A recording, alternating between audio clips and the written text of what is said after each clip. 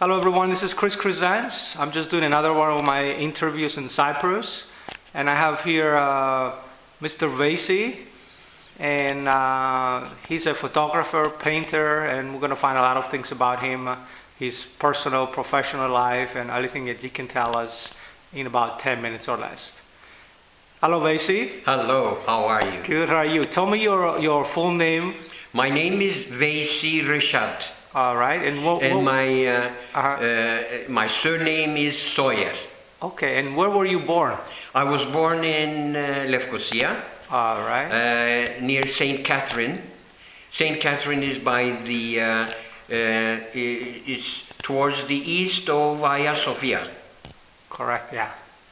And tell us more about your growing up as a child. Where exactly did you grow up, and what places, and if you moved to different towns, or Yeah. tell us what you can tell us about your childhood. Sure. For about 7 years, we lived in in the area called Saint Catherine. In Turkish, it is Haydarpaşa area.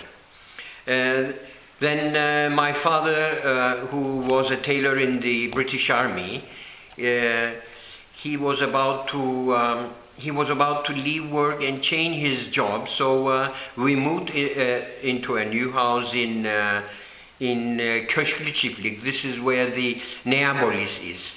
Mm-hmm. And we moved there in 1959, towards the end of 1959, and lived there since then. And I got married in 1978, and then I came back within the walls where the Arab Ahmet Mosque is.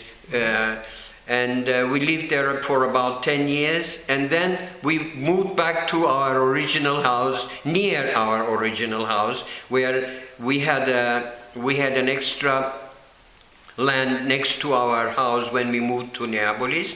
We built a family apartment there, and we moved into one of the flats there. We lived there for about 19 years, and then now we're living in Gönüllü.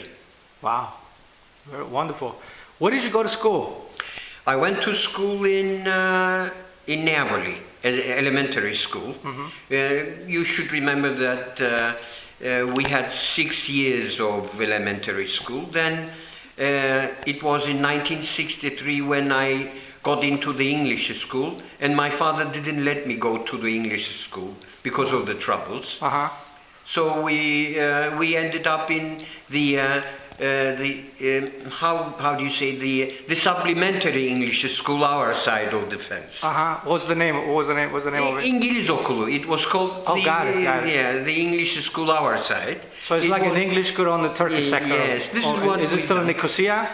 Yeah, Okay. it was next to the Lidra Park. It is the original building. Uh-huh. We moved into it was an Armenian house which was bought by Dr. Zini Uzman. Oh, wow. And we moved into that house as a school. We were about maybe 300 students who left the English school the other side, and Uh-huh.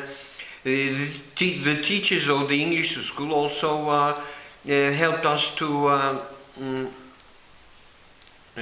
through our education at the English school, our side, that is. And then 6 years of high school, that is the English school. For a year I tried my luck in the Middle East Technical University in Ankara. Uh-huh. And it is by sheer coincidence that moving into a different school every time, the first years of the second steps I also ended up trouble in Ankara. There were troubles in Ankara. Wow. Due to the due to students and the political crisis in Turkey. Sure. So I left Ankara, and then What year was I this? came back 1970. Okay. This was 1970. And I came back to Cyprus 1971-72. I got a full allowance scholarship from the Ministry of finance from the Republic of Cyprus with the help of AID, Agency for International Development, and I got a full scholarship in American University of Beirut. Oh wow! And I got the Faculty of Pharmacy, and I graduated from the Faculty of Pharmacy. I'm a professional pharmacist, and I still practice my job. Good. Good. Now tell me about your parents. Are they both Turkish Cypriots? Of course, they're both Turkish Cypriots, and they're all families. We are all families. We know our background for the past 250 years. We have a family tree. Well, no need to talk about it.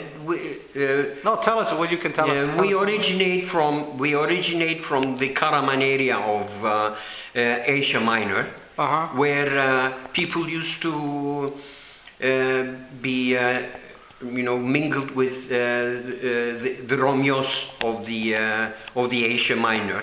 Romios is the Rum population, that is the Greek population, the original Byzantine Greek population. I believe that my parents used to speak Turkish, but they used to write in alphabetical Greek. Really? Yes. Wow.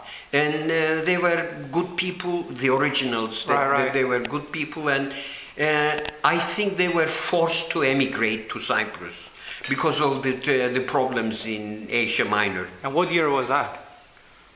Approximately. Minus 250 years. Oh, got it. They're like in the way back. Oh, wow. Way back. And then we have the family tree coming down to today, that is.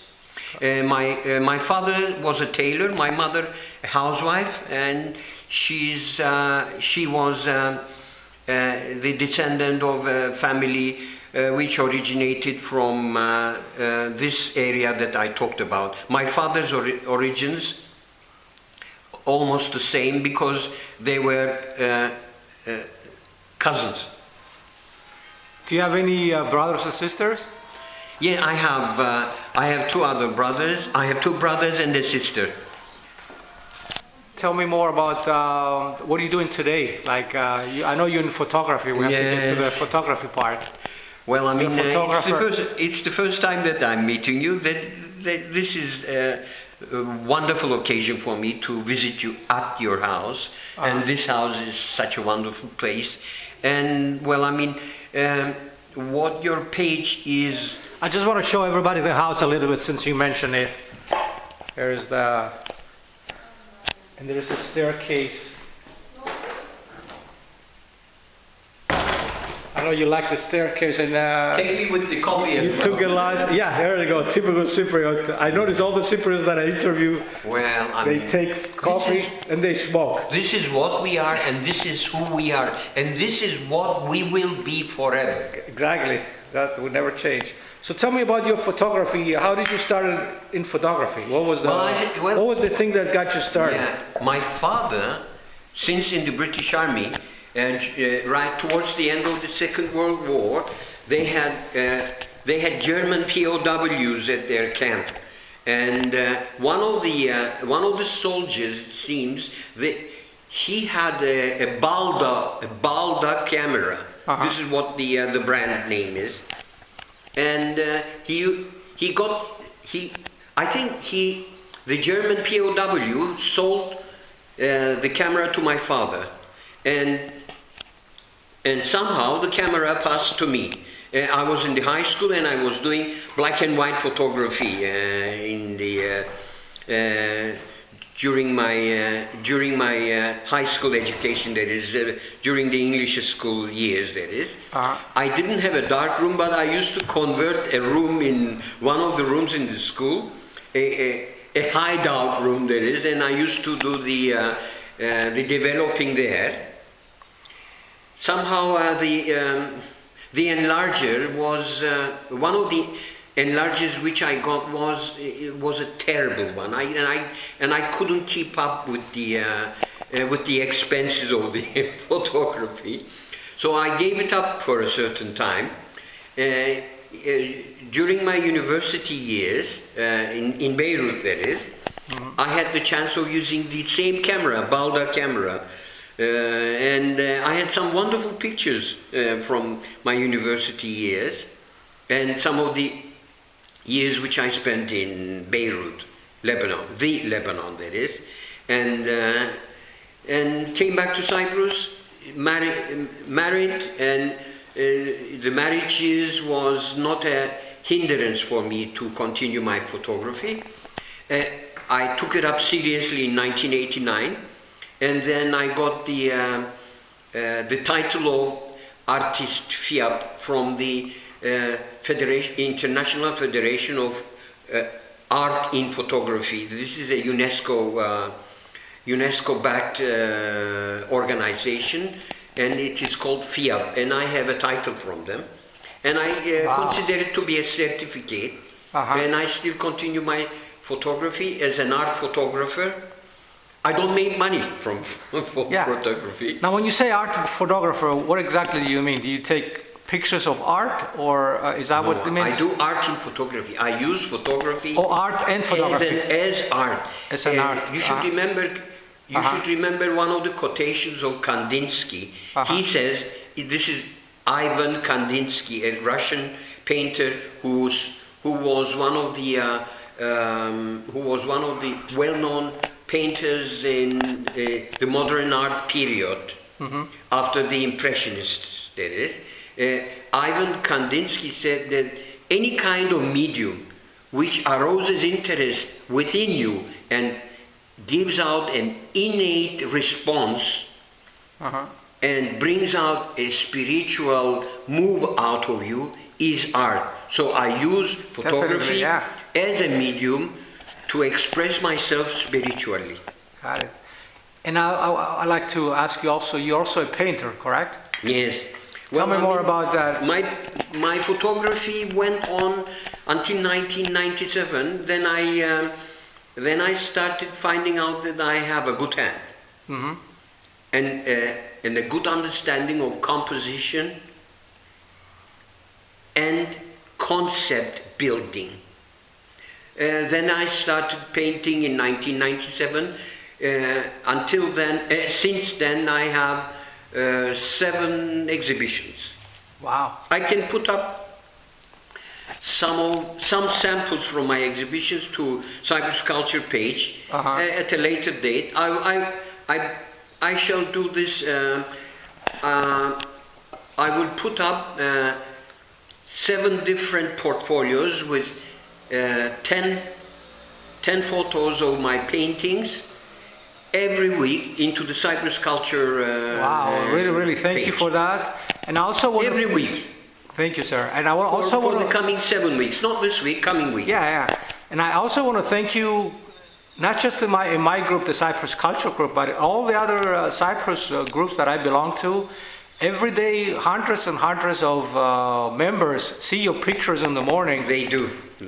And they really love it. And I can read the comments, and then get a lot of good feedback. You bring a lot of positive energy to all the groups, not just to the Cyprus Culture Group. But I really wanted to thank you for that. I wanted to get the opportunity to thank you. I just never had the chance. But now you're right in front of me, and I want to publicly thank you on behalf of the Cyprus Culture Group and all the other groups that too many to mention. It's a pleasure for me, Chris. Thank you, sir. And this I do out of my heart.